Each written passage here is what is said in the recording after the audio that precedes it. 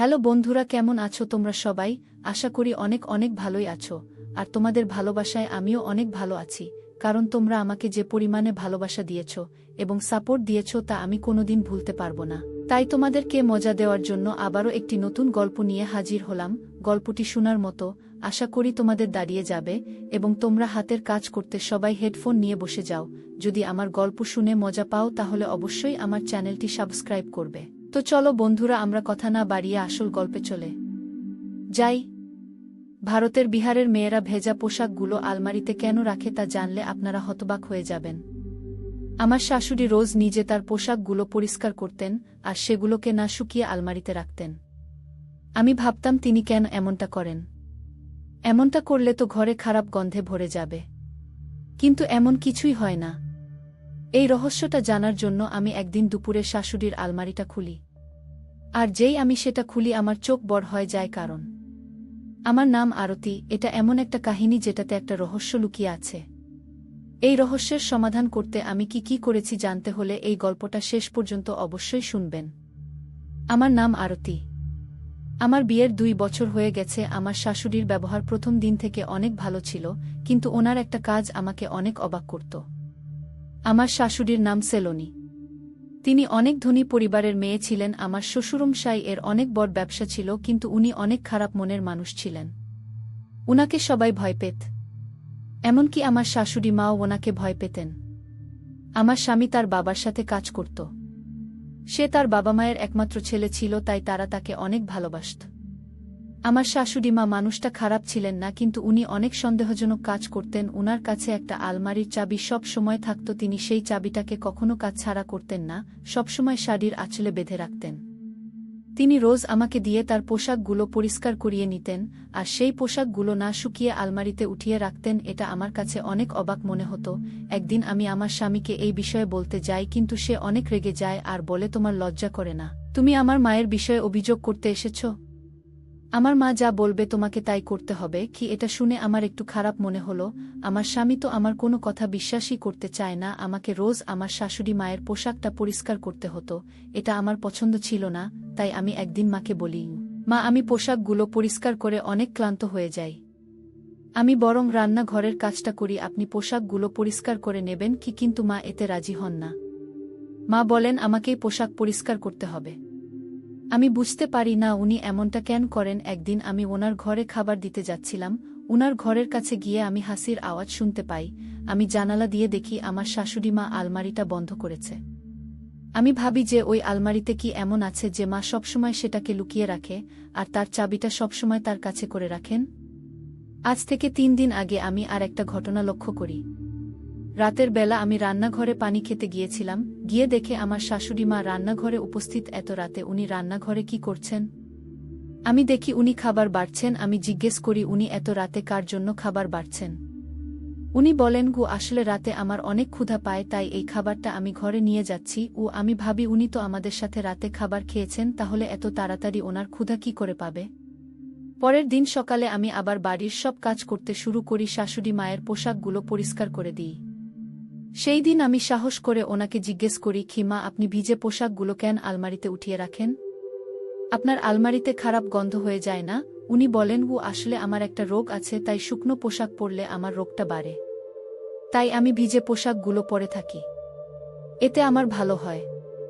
আমার এই সমস্যাটা বিয়ের আগে থেকেই আছে। সেই দিন যখন মা ভিজে পোশাকগুলো নিয়ে তার ঘরে যাচ্ছিল, তখন আমি ওনার সাথে সাথে যাচ্ছিলাম, কিন্তু মধ্যে রাস্তায় হঠাৎ আমার স্বামী আমাকে ডাকে আর বলে, আমি একটা ফাইল নিয়ে যেতে ভুলে গেছি, তুমি ঘর থেকে সেই ফাইলটা এনে দাও। আমার স্বামীর নাম সতীশ। তাকে বিয়ে করে আমি সম্মান ভালোবাসা সব পেয়েছিলাম, কিন্তু এখনও আমি বেবির মুখ দেখতে পারিনি। আমি আর শাশুড়ি মায়ের সাথে যেতে পারি না। আমি ঘরে আমার স্বামীর ফাইলটা আনতে যাই। সেই ফাইলটা খুঁজতে আমার বেশ কিছুক্ষণ সময় পার হয়ে যায়। যখন আমি ফাইলটা নিয়ে বাইরে আসি তখন দেখি আমার শাশুড়ি মা রুমের বাইরে চলে আছেন। পাড়ার কিছু মহিলারা এসেছিলেন। মা আমাকে দেখে বলেন, বৌমা, এই দিকে এসো। আমি গিয়ে তাদের সবাইকে নমস্কার করি। আমি ওনাদের আশীর্বাদ নিই, তারপর চা বানানোর বাহানায় ওখান থেকে চলে আসি।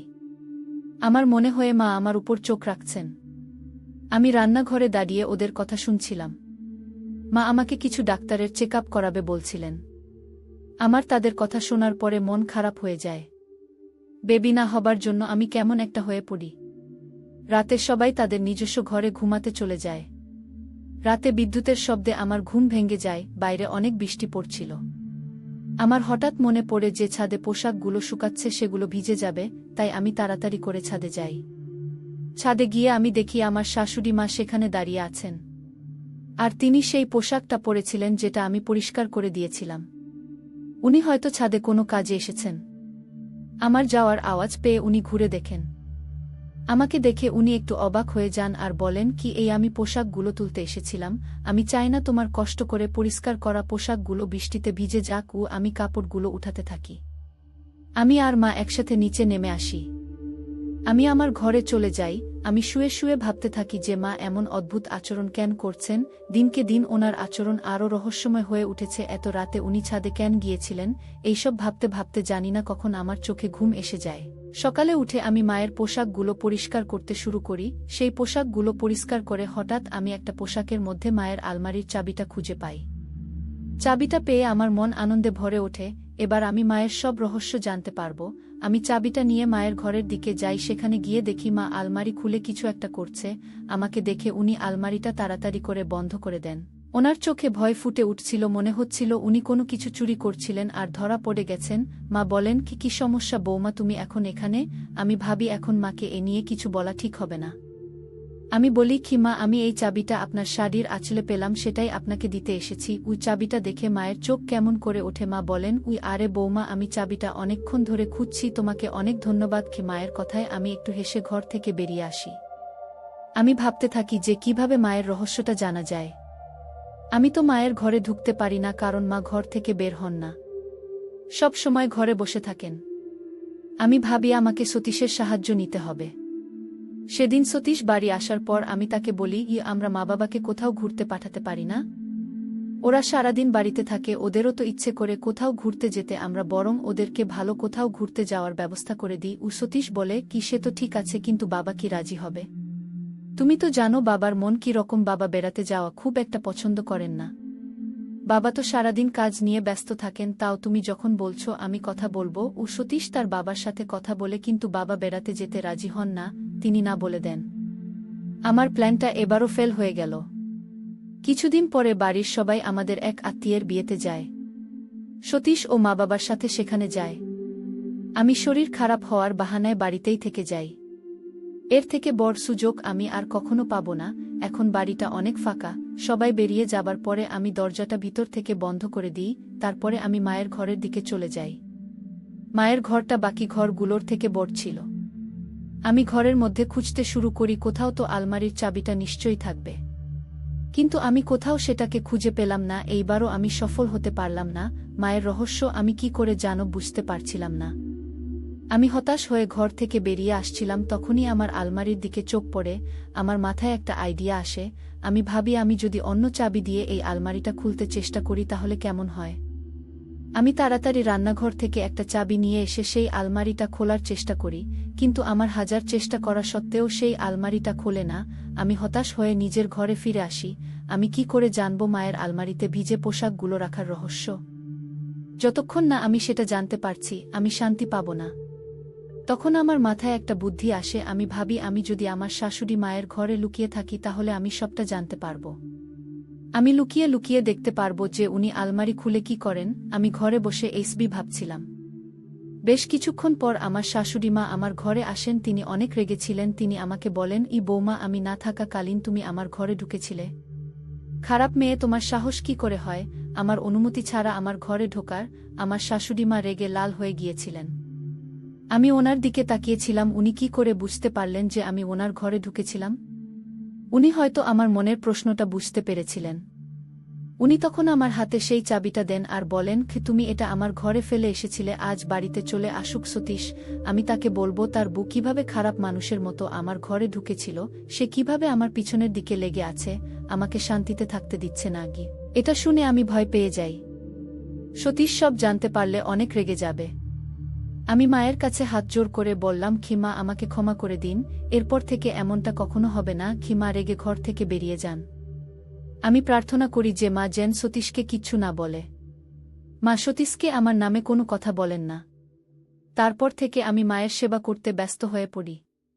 মা আমাকে সারাদিন কাজে ব্যস্ত রাখতেন আর সবসময় আমার উপর চোখ রাখতেন। একদিন সতীশ আর তার বাবাকে বিজনেসের কাজে কয়েকদিনের জন্য বাইরে যেতে হয়। বাড়িতে শুধু আমি আর মা ছিলাম। তখন আমি ভুলেই গেছিলাম মায়ের রহস্যের কথা। এখন আমি আর মা একই ঘরে থাকি, কিন্তু এই কদিনে মা আমার সামনে এমন কিছু করেননি যাতে আমার রহস্য হয়। আমার স্বামী আর বাবা বাইরে যাওয়ার 3 দিন হয়ে গেছে। একদিন আমি হঠাৎ দেখি মাকে রান্নাঘরে খাবারের থালা সাজাতে। আমাদের খাওয়া আগেই হয়ে গেছিল। আমি ভাবি যে মা কার জন্য খাবার বাড়ছেন।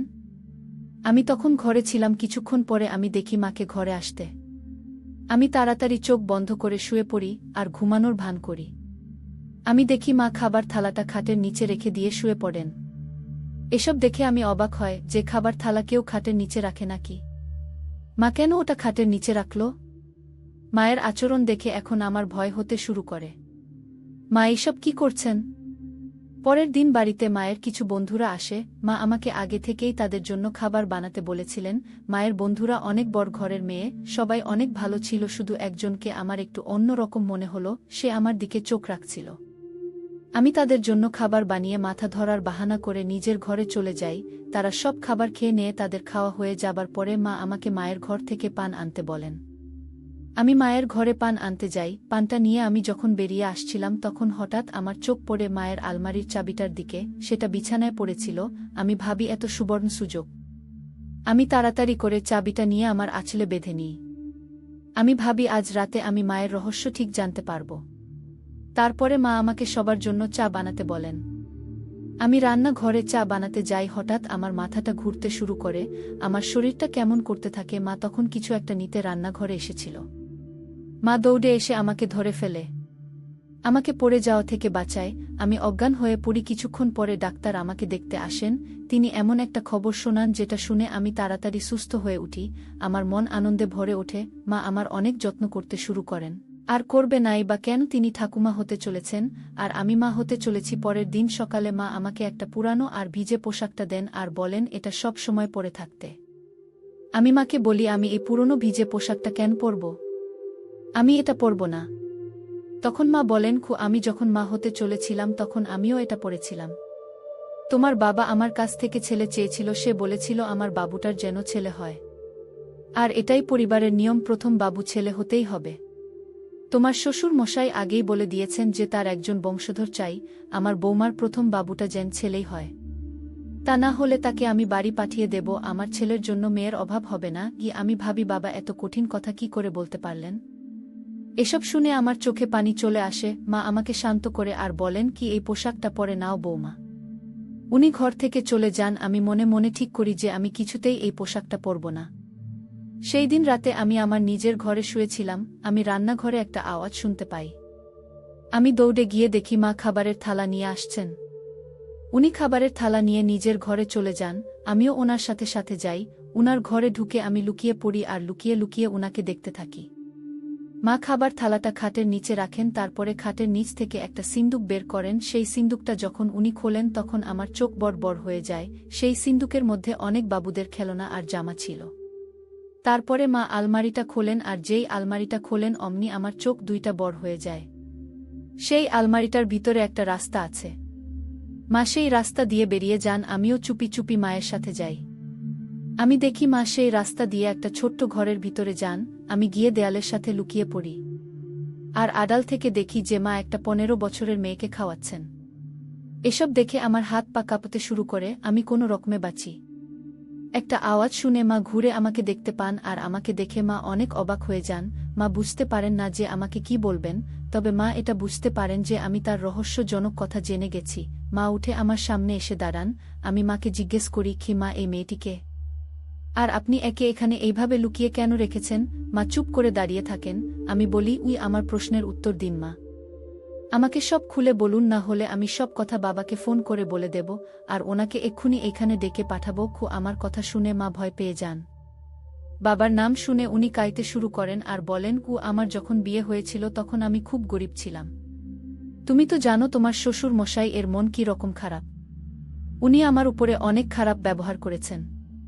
বিয়ের 2 মাস পর থেকেই আমার শ্বশুর বাড়ির লোকেরা বেবি হওয়া নিয়ে আমাকে কথা শোনাতে শুরু করে।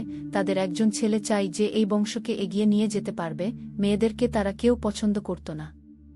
আমার বাবু হচ্ছিল না, তাই তোমার বাবা রোজ আমাকে খারাপ মহিলা বলতেন আর আমাকে কথা শোনাতেন।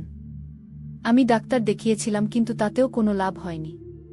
তখন আমার শাশুড়িমা আমাকে একজন পণ্ডিতজির কাছে নিয়ে যান। সেই পণ্ডিতজি বলেছিলেন 15 দিন ওনার আশ্রমে যেতে আর গরিবদেরকে দান ধ্যান করতে, তাহলে ভগবানের কৃপায় আমার বাবু হবে। আমি 15 দিন ধরে রোজ ওনার আশ্রমে যেতাম। একদিন আশ্রম থেকে ফেরার সময় আমি একটা বেবির কান্নার আওয়াজ পাই। আমি দেখি একটা গাছের তলায় একটা বেবি শুয়ে শুয়ে কাঁদছে। সেই বেবিটা সাদা পোশাক দিয়ে বাঁধা ছিল।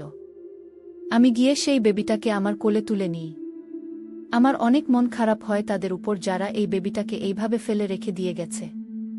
আমি সেই বেবিটাকে বাড়িতে নিয়ে আসি, কিন্তু আমি তাকে সবার থেকে লুকিয়ে রাখি, কারণ তোমার বাবা তো মেয়েদের একদম পছন্দ করতেন না। তোমার বাবা বলতেন যে মেয়েরা একটা বোঝা হয়।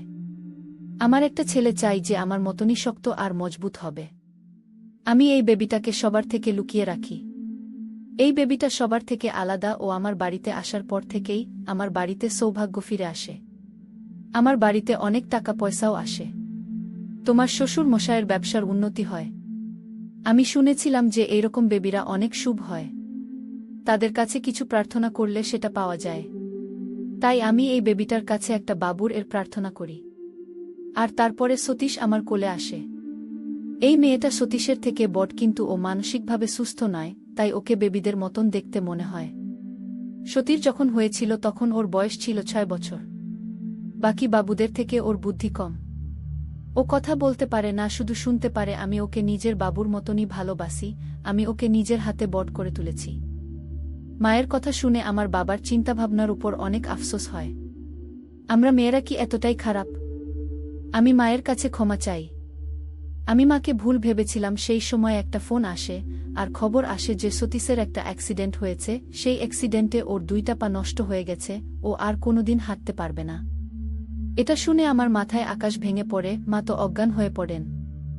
আমার শ্বশুর মশাই ও অনেক ভেঙে পড়েছিলেন। ওনার সব অহংকার ভেঙে শেষ হয়ে গেছিল। আমি ভাবি যে মানুষ যখন শেষ হয়ে যায় তখন কোথায় যায় তাদের অহংকার? এখন আমার শ্বশুরমশাইয়ের ছেলেও একজন মেয়ের মতন আমাদের উপর বোঝা হয়ে উঠেছিল। সে আর কোনো কাজ করতে পারবে না। মেয়েদেরকে ছোট করার মনে হয় এটাই শাস্তি। এটাই হয়তো ভগবানের বিচার। আমি সেই মেয়েটাকে আলমারির বাইরে নিয়ে আসি আর তাকে আমার সাথে রাখতে শুরু করি। সে এখন আমার সাথেই থাকে। তাকে আমি অনেক ভালোবেসে ফেলেছি। ছেলের খবর শুনে মা অনেক অসুস্থ হয়ে পড়েছেন। তিনি এখন সারাক্ষণ বিছানায় পড়ে থাকেন। আপনাদের সবাইকে অনুরোধ করব যে মেয়েদেরকে খারাপ চোখে দেখবেন না। সব সময় মনে রাখবেন যে একজন নারী আপনাকে এই পৃথিবীতে নিয়ে এসেছে। মেয়েরাই আপনাকে ছোট থেকে বড় করেন, স্ত্রী হিসেবে আপনার পাশে থাকে আর মেয়ে হিসেবে আপনার সেবা করে। আজকালকার মেয়েরা ছেলেদের থেকে কোনো অংশে কম নয়। যারা মেয়েদেরকে এই পৃথিবী আসার আগেই শেষ করে দেওয়ার কথা ভাবে, তাদেরকে বলবো যে মেয়েরা হল রত্ন। তারা হচ্ছে ঘরের লক্ষ্মী। তাদের সাথে অন্যায় করলে সৃষ্টিকর্তাও আপনাকে শাস্তি দিবে। বন্ধুরা, আজকের ভিডিওটা এখানেই শেষ করলাম। অনেক কষ্ট করে ভিডিওটি আপনাদের জন্য বানিয়েছি। যদি ভিডিওটি আপনাদের ভালো লেগে থাকে তাহলে একটা লাইক করবেন এবং চ্যানেলটি অবশ্যই সাবস্ক্রাইব করবেন। এই আশা ব্যক্ত রেখে আপনাদের কাছ থেকে বিদায় নিচ্ছি আমি। দেখা হবে আগামীকালের নতুন কোনো ভিডিওতে। সে পর্যন্ত সবাই ভালো থাকুন, সুস্থ থাকুন। ধন্যবাদ।